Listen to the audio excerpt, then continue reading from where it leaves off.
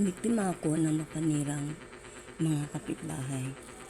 Yung magaling gumawa ng kwento at kung magkwento, maniniwala ka talaga. Sapat na bang batayan na hindi ka lang naglalabas ng bahay, aswang na agad? Husgahan ka na agad? Hindi nga batid ng pagkatao ko. Sadyang napakalupit ng ginawa sa akin.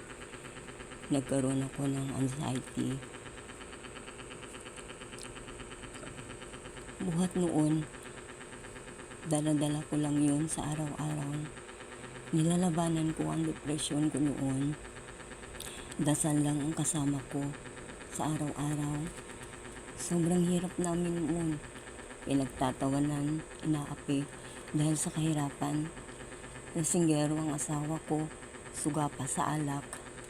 Madalas akong bulyawan, ambahan ng sipa at tadyak. Kung bubungangera lang ako, talagang bubog sarado ako sa kanya.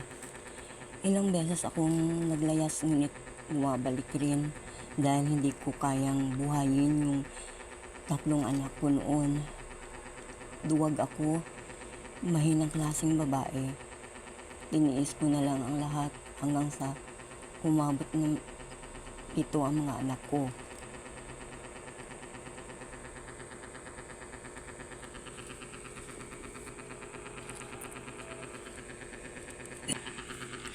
Napakahabang panahon na dala-dala ko lagi sa isip ko ang mga paratang sa akin. Hindi ko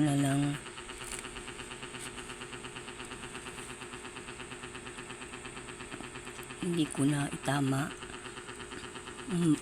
ang maling paratang sa akin. Sadyang mahiyain ako at hindi ako pala kibo. Madasalin ako, ang Diyos ay laging nasa isip at puso ko.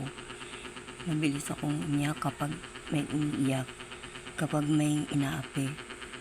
Nasasaktan ako. Grabe ang mga tao kong manghusga. Naawa rin ako sa 3 dalagang mahiyain na binansagan silang zombie na mga kapitbahay.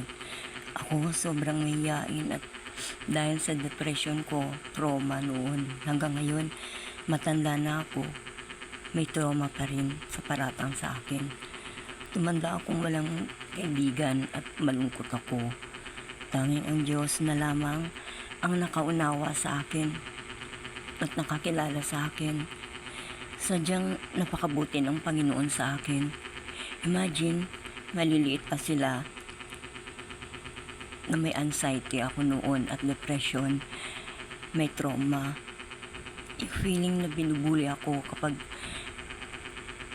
nakakita ko sa internet ng kwentong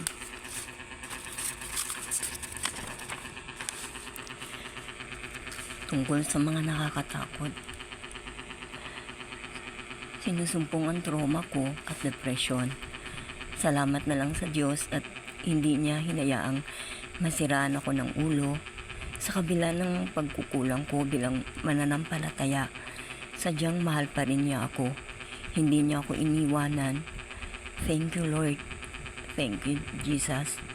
At thank you sa pakikinig niyo sa akin.